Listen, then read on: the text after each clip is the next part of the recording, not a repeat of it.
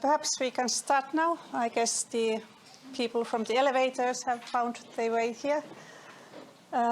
Welcome to this seminar on environment and human rights, organized by the KIOS Foundation and the Siemenpuu Foundation.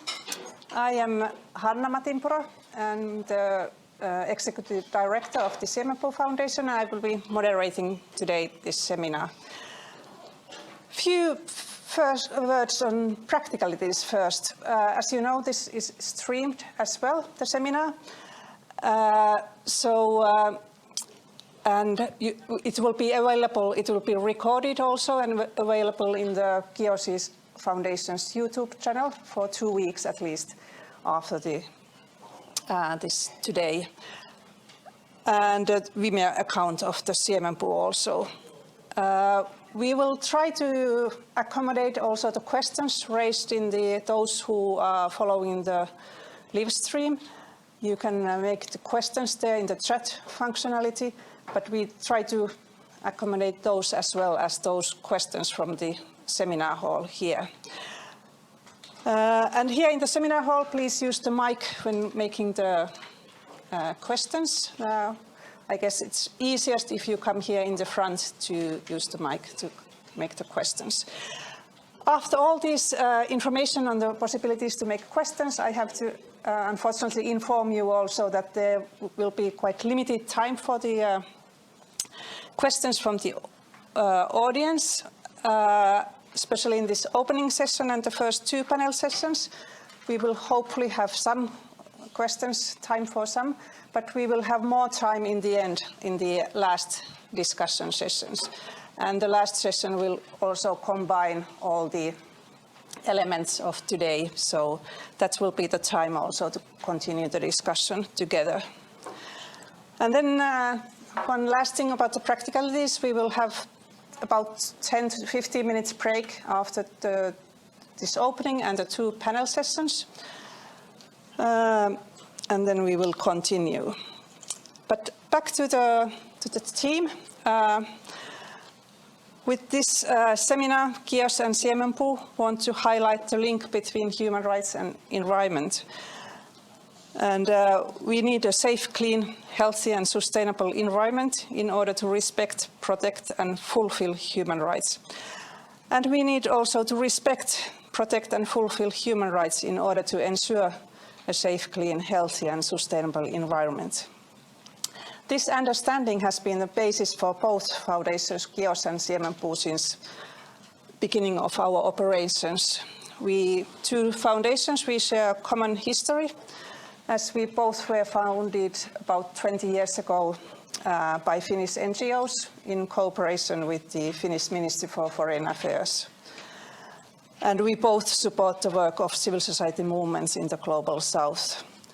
KIOS working more from the human rights angle and the Siemenpuu from the environmental angle, but combining a lot the same issues.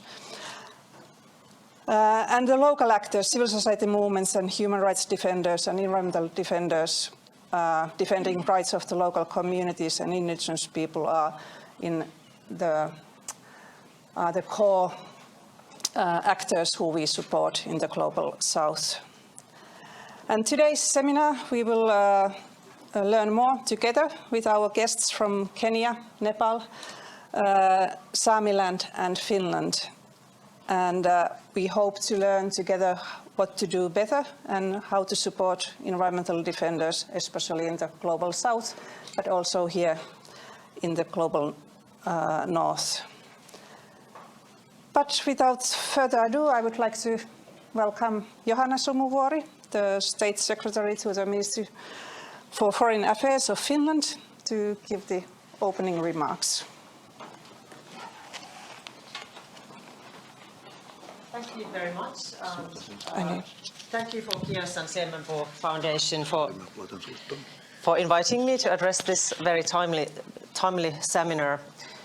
For a start, I'd like to make a statement that we have a human rights-based foreign and security policy in Finland. It's firmly stated in our government program, and it's also firmly stated in our foreign and security policy report, and that's something that we cherish a lot, and at the beginning of this year, we also became a member of the UN Human Rights Council. So human rights are very at the core of our priorities. And also to mention, referring to your headline here, human rights and the environment, environmental defenders on the front line, we have also been talking a lot about how to defend, how to protect better human rights defenders, and that has been also a great priority of my Minister Haavisto. So I think that I'm in the right place to discuss with you today. This also, environmental issues and climate change is something that is more and more at the front of the human rights agenda. Climate change, environmental degradation and the loss of biodiversity are exposing humankind to unprecedented challenges regarding safeguarding our living conditions and human rights. The interdependence between human rights and the environment has become evident, and environmental urgency and climate crisis have human rights impacts. Those who work to combat climate change and to protect the environment contribute to the protection of the human rights.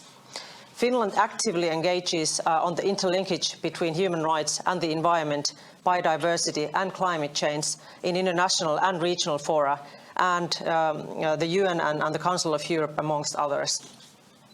In recent years, the Human Rights Council has put emphasis on the human rights impacts of climate change and the environment. Last autumn, the Council took 2 landmark decisions on these topics. It adopted resolution on the right to a clean, healthy and sustainable environment, and also it created an expert mandate on climate change and human rights. The landmark resolution recognized for the first time that having a clean, healthy and sustainable environment is a human right, and called on states to work together and with other partners to implement this right. The resolution is about protecting people and the environment, and it acknowledges the human rights, people's well-being and health are interlinked with a healthy environment, and that environmental crises potentially violate our human rights. It also underlines that people in vulnerable situations are more acutely impacted by climate change and environmental degradation. The resolution also invited the United Nations General Assembly to consider the matter at a broader organizational level later this year. The core group on human rights and the environment, including Costa Rica, Maldives, Morocco, Slovenia and Switzerland, issued a joint statement in April announcing that they will launch this process in the coming months. Finland firmly supports that the UN General Assembly recognizes this right. There is already a widespread legal recognition of the right to a healthy environment at international, regional and national levels. As more 150 countries legally recognize the right to a healthy environment, a recognition by the Human Rights Council as well as a possible recognition by the UN General Assembly can assist in making substantial changes in many countries. While not binding, the UN resolutions have been vital in encouraging and guiding states to adopt and implement policies and legal frameworks that will protect people and the environment. This June session of the Human Rights Council, we look forward to getting the first report by the Special Rapporteur on the promotion and protection of human rights in the context of climate change. We support Mr. Ian Fry's work in this, and that he also would collaborate closely with other special rapporteurs, for example, in right to environment, human rights defenders, right to health, and so forth, of the Council to ensure maximum impact of his mandate. Finland is committed to continue working on these issues as a member of the Human Rights Council, and we put emphasis also on the interlinkage between the environment and the full realization of human rights, especially of those in the most vulnerable positions or situations. Nationally, we are currently working on a new environmental protection law, and the Parliament just voted in favour of a new Climate Change Act. And the Finnish Sami people, as well as a wide range of civil society representatives, are very much involved in the reform process. Our constitution already includes a provision on responsibility for the environment, and the government report on human rights policy raises sustainable development as one of its main topics. Environmental and land defenders are at the forefront of climate and environmental crisis. Yet they face increasing danger for the persistent efforts to protect the environment and promote sustainable development. According to reports, over 200 environmental human rights defenders were killed in 2020. These killings mainly took place in the context of ongoing conflict, violence and instability. Over 1/3 of deadly attacks were linked to logging, mining, small agribusiness and hydropower dams and other infrastructure. Other forms of aggression against defenders included death threats, judicial harassment, intimidation, beatings and violence.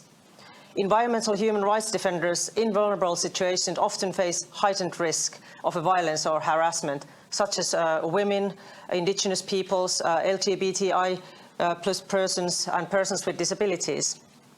Indigenous environmental human rights defenders who often live in remote areas are disproportionately subject to killings and violence, and indigenous peoples account for only 5% of the world's population. They help protect 80% of the world's biodiversity. Indigenous people's traditional knowledge is vital to the resilience of our ecosystems. Women environmental human rights defenders often face additional challenges in their work, being subjected to certain forms of violence and other violations, including sexual and gender-based violence, both online and offline. It is important that the gender perspective is systematically integrated to the support and safety measures for environmental human rights defenders. Ensuring that environmental human rights defenders can work without fear of harassment, persecution or losing their lives is a priority for Finland. Human rights defenders are important partners for us, and they have important information on the human rights situations on the ground. So we actively engage with human rights defenders in the Finnish government. The Ministry for Foreign Affairs of Finland has actually guidelines on supporting human rights defenders, and they are based on similar guidelines by the European Union. These guidelines have helped our embassies to increase dialogue with and support to human rights defenders, and they're currently being actually updated, taking into account an independent report concerning Finland's support for human rights defenders. So Finland provides financial support to civil society organizations for their work to support human rights defenders. And for example, we support Frontline Defenders, which provides a fast and flexible and effective 24-hour emergency service that responds to the protection needs of human rights defenders at immediate risk. We collaborate also closely with our NGO partners on raising awareness, and this event today is also being one example of that. In April 2021, we organized a panel discussion with human rights defenders and ISHR on the theme Diverse World, Defending Human Rights Together. And this marks an event on women human rights defenders in conflict and post-conflict situations. It is important to ensure a strong global message for the protection of environmental human rights defenders and the promotion of their rights. Their role as agents of change to mitigate and adapt to climate change and to protect the environment and improve conditions for food security is vital for sustainable development.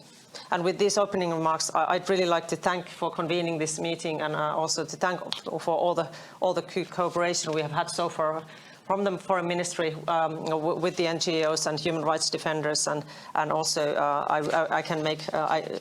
I can guarantee that it will continue to be at the core of our policies in the government. Thank you.